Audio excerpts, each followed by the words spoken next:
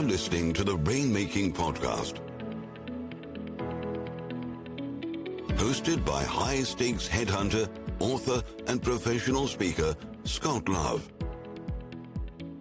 Hey, this is Scott Love with the Rainmaking Podcast. Let me ask you a question. Have you ever developed a niche where you knew that if you could go a little bit more deeply in that niche, you might enjoy more opportunities? You might be able to serve your clients and earn trust of clients and prospective clients, and also become someone who's known as a credentialed expert in that field. We're going to talk about that and how you can do that as well in your practice. And our special guest today is Frank Koranda with Polsinelli. Frank is the chair of the private equity mergers and acquisitions practice for Polsinelli. And we're talking about the arc of how they decided to do this. What were the steps they did? How did it benefit them? What were the pitfalls? And also, finally, recommendations on how you can do the same thing.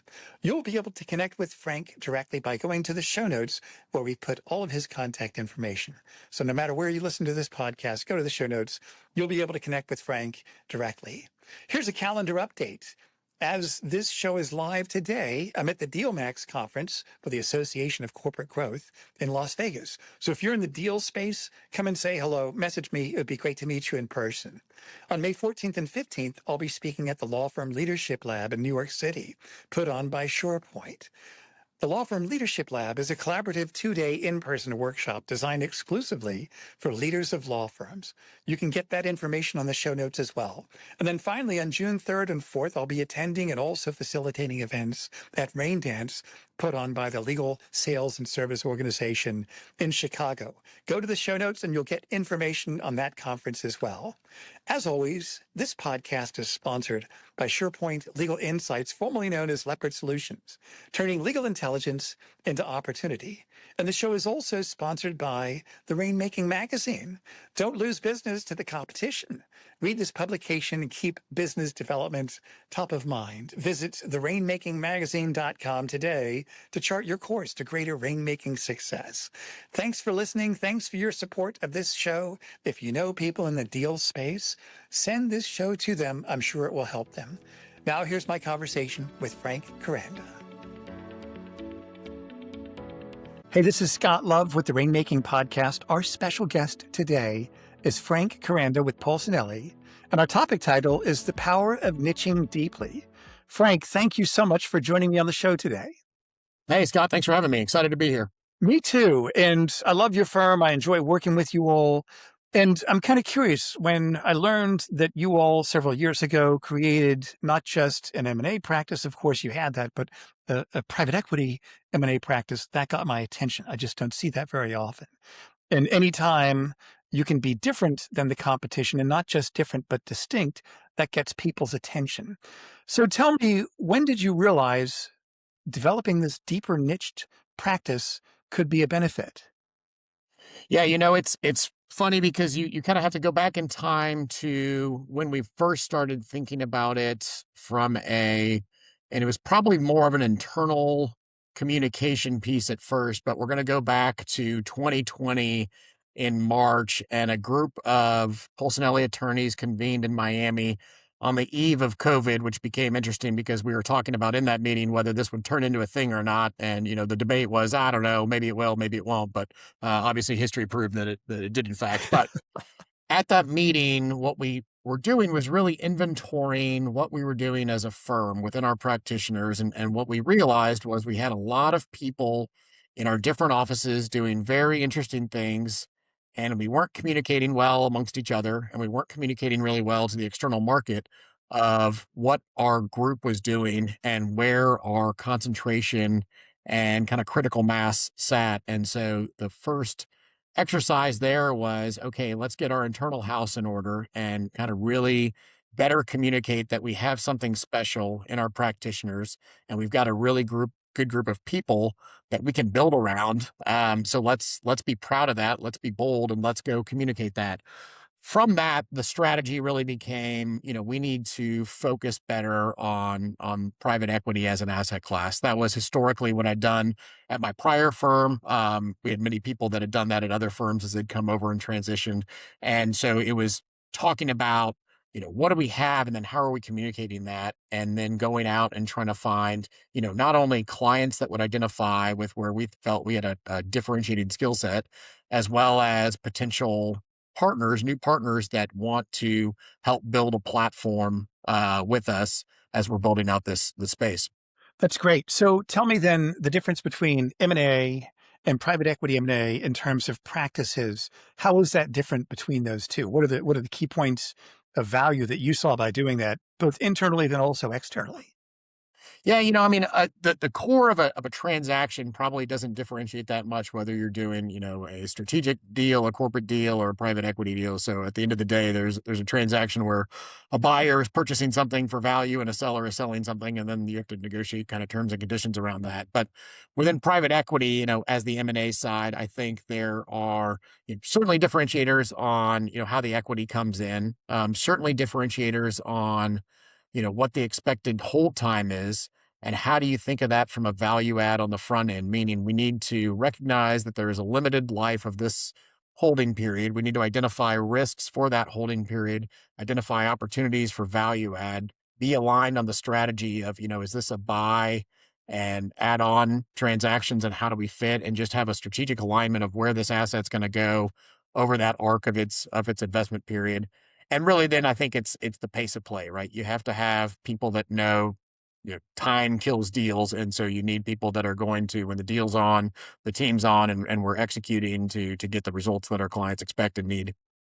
That's very exciting, I would say, especially for the people that are doing deals in that unique space compared to traditional M&A where we're going to merge or we're going to buy a company and that's it. And hopefully forever, it'll be a great opportunity for everybody. But you're right, PE, it's totally different. The intention is different. The strategy is different, that you have to be mindful of that. And I like how you've brought that to bear. Tell me this, how has this helped your clients?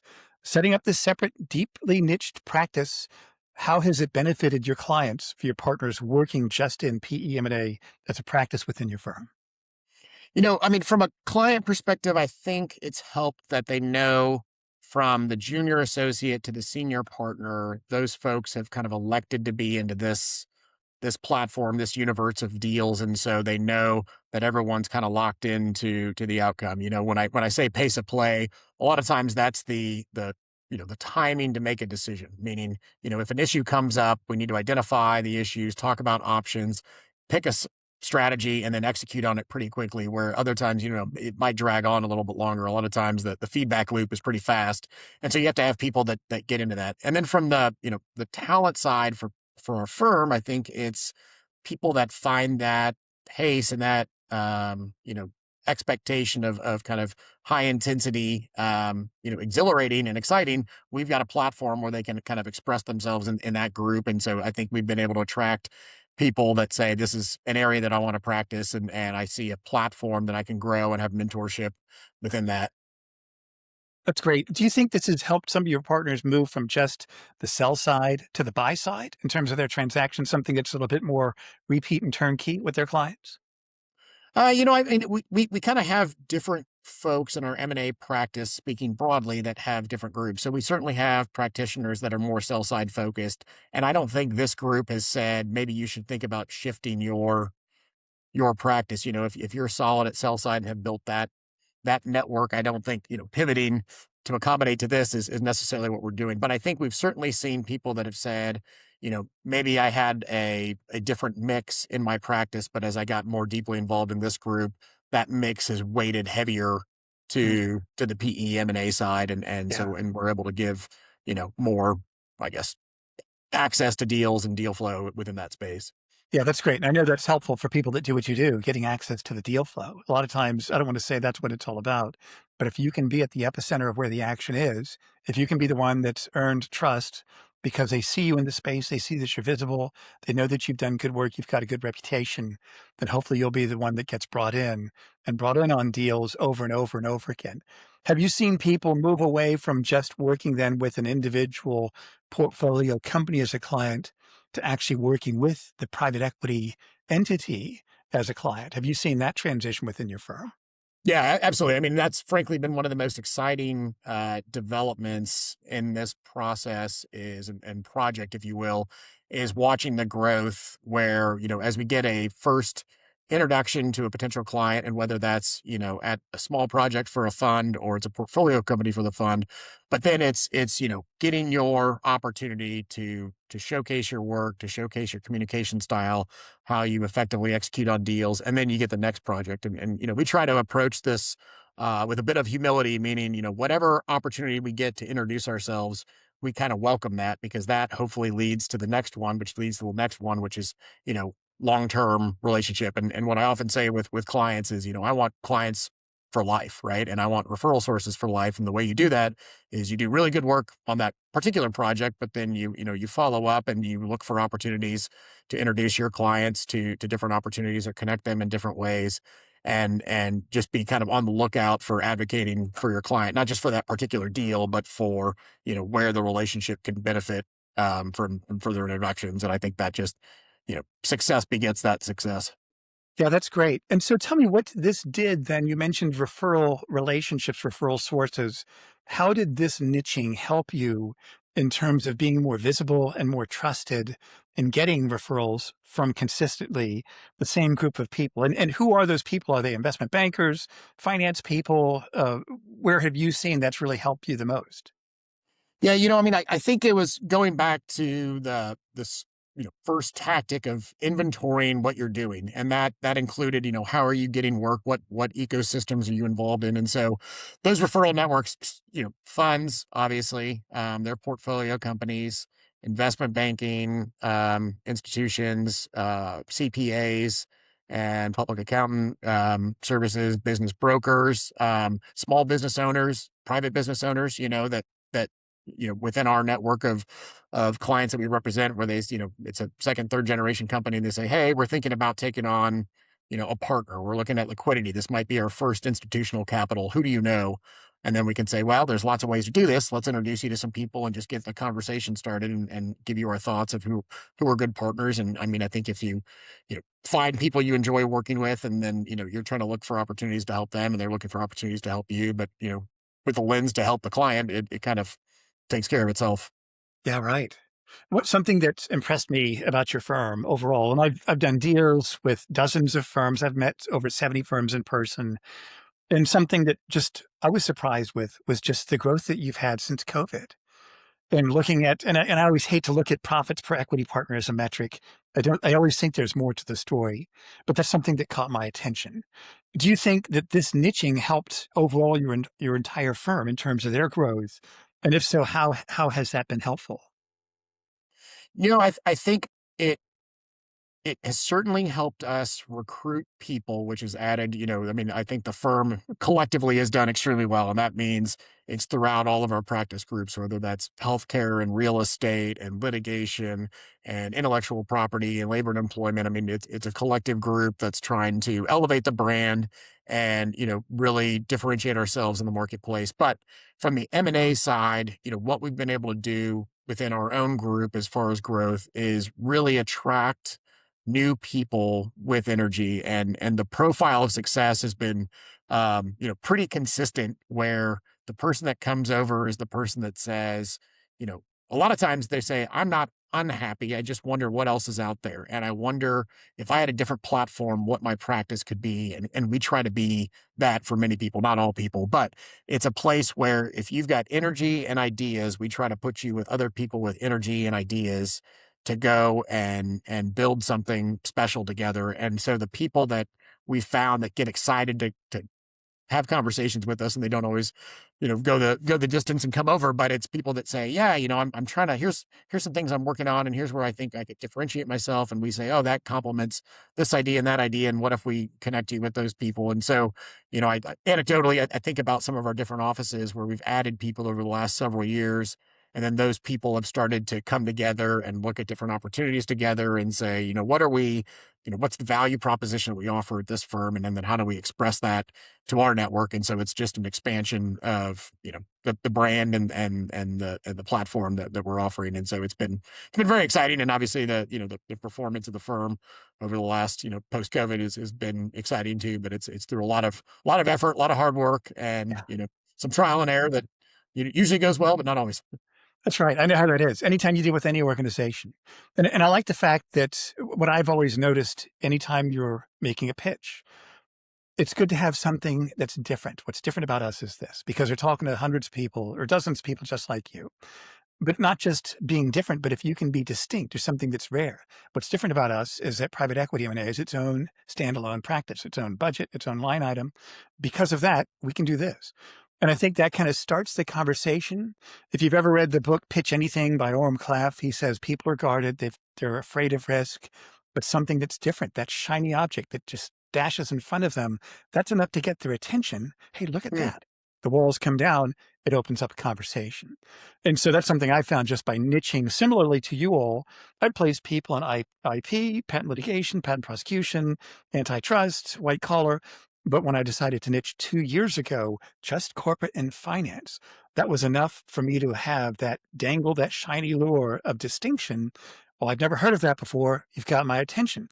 And then you go from there. And I assume that's probably helped you all also, like you Oh, mentioned. certainly. And Yeah. I mean, I think that the fact that, it's not a finished product, right? It's a work in progress that's continuing, and then there's room for somebody else to say, this is where I think we could take this piece of it up to the next level, and this is a group that says, great idea, let's go. I mean, that's Yeah. the kind of the entrepreneurial spirit is embedded in our DNA, and so you kind of find people that you just start talking, you're like, all right, there's chemistry here, and you're kind of on the same wavelength, and you feel that, and then oftentimes, if and when they do join, they immediately contribute to that energy. And, it's one of those 1+1=4 type dynamics, which is obviously very exciting. Absolutely right. That is, it puts a spring in your step. I've always told people that if you can go to a firm Sunday night, where you go to a firm, and Sunday night you're excited about Monday morning, what does that mean to you? Yeah. And some people just can't even conceptualize that. And I found, especially corporate partner, people that are doing deals, they tend to be a little bit more resilient than other types of partners, meaning they can put up with stuff. I can just stay here until you pull the phone out of my cold, dead, bony fingers and I'll be okay. I can deal with a lot. But would I rather go to a firm where I'm a significant partner? It's the same game, but a different strategy, a different jersey, a little bit more esprit de corps, having pep rallies for PE M&A.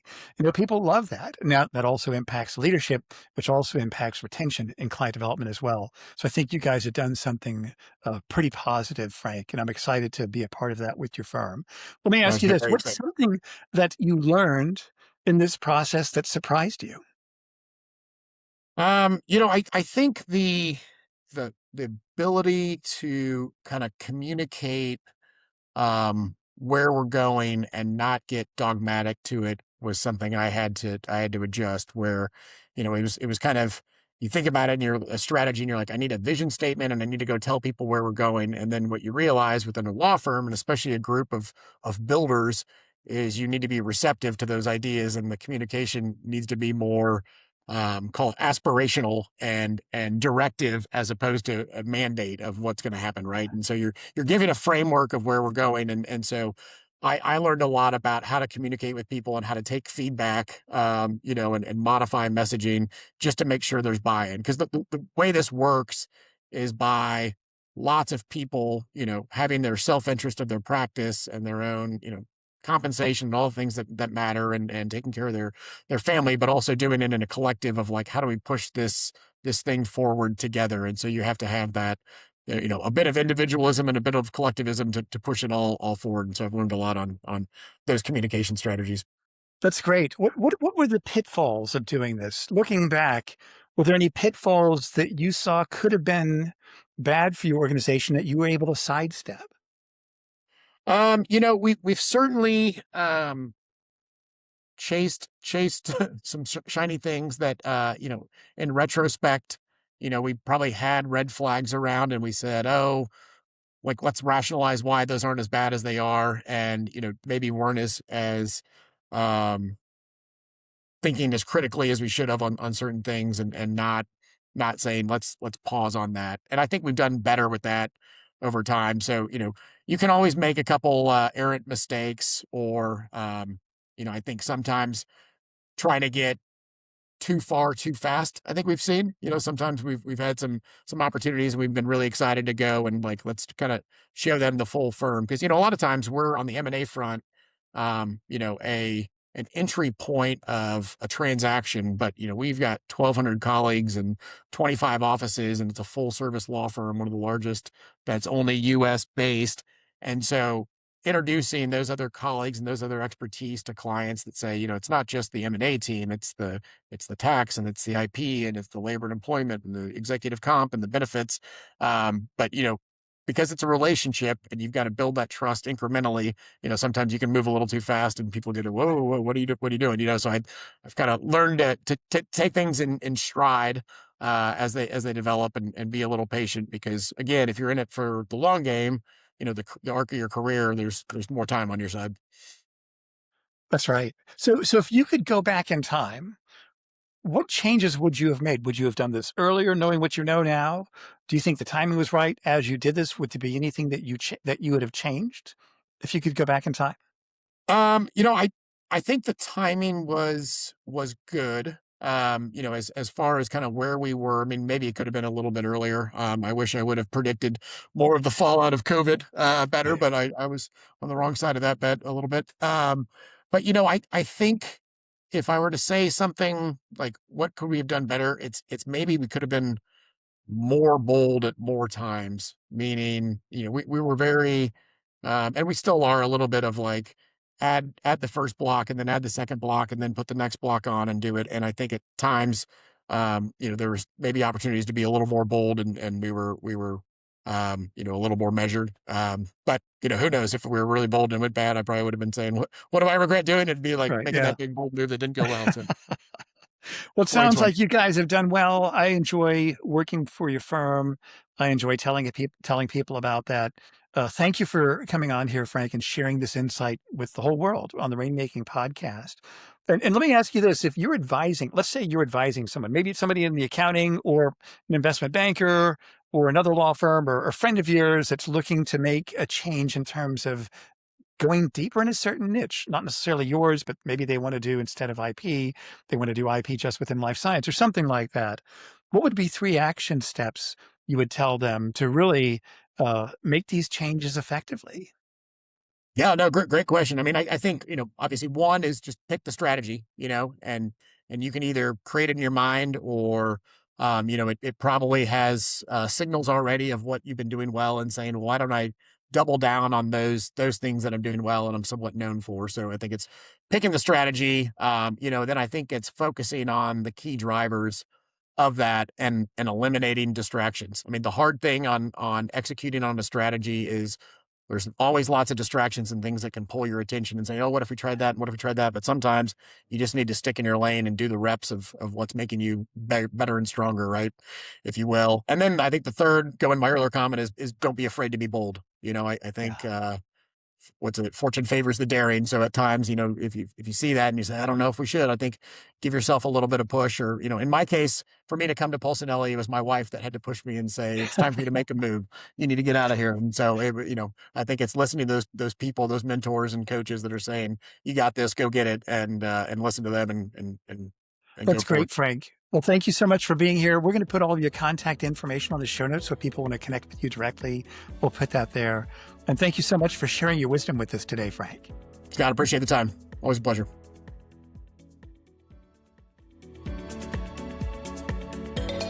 Thank you for listening to the Rainmaking Podcast.